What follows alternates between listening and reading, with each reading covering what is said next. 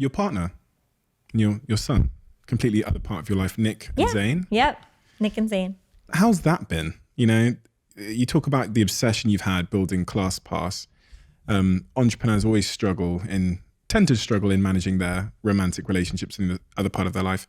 What advice have you got for me on maintaining a good romantic relationship and family whilst also striving to build big dreams? Yeah, and I'll be honest, I think we're all always still learning in the process of it. But I think one of the biggest things I learned is, and this goes along with a lot of the advice I had with my parents, is bring them along the journey.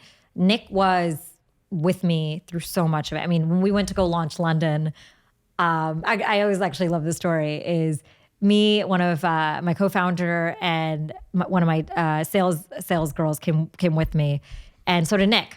And we had to go try out about 30 studios in London in about 5 days. And Nick just went and did some of them too. Like, it was amazing. We all just went and worked out. And he was sort of like checking out studios, because before we put anything on the platform, we wanted to make sure they were vetted studios. And this was, like I said, it was like 6-7 years ago. So it wasn't that many reviews on studios.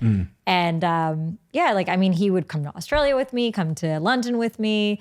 And he was just a big part of the process, and I think that's so awesome that he got to live the dream with me.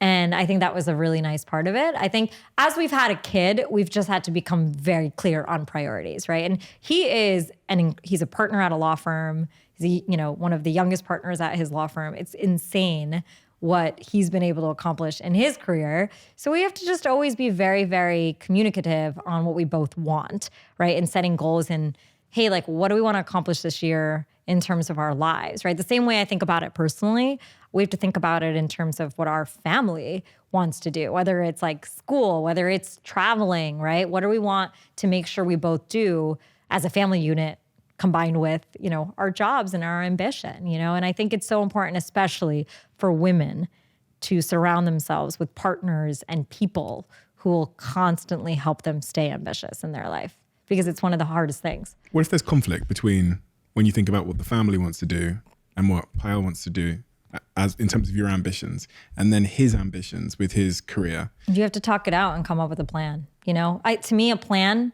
is the most important thing. And sometimes there is conflict, but you have to try new things. Similar to pivoting, right? And iterating, like on a company, both people have to be flexible to be like, okay, well, like, if this current situation isn't working, we're going to try something new, right? Okay, like, you want this, I want this. What if we try a combination of this for 6 months? What if you just have to be flexible and adaptable. I think the biggest mistake is not doing anything and staying sort of stagnant in a place where someone's uncomfortable or someone's not happy and not helping the other person, right? At the end of the day, Nick being happy in his life is going to make him the best husband to me and the best dad. And me being happy in my life is going to make me the best mom and best wife to him, right? And we both know that. So it's about saying, what does happiness look like to us individually, but then us together as a family?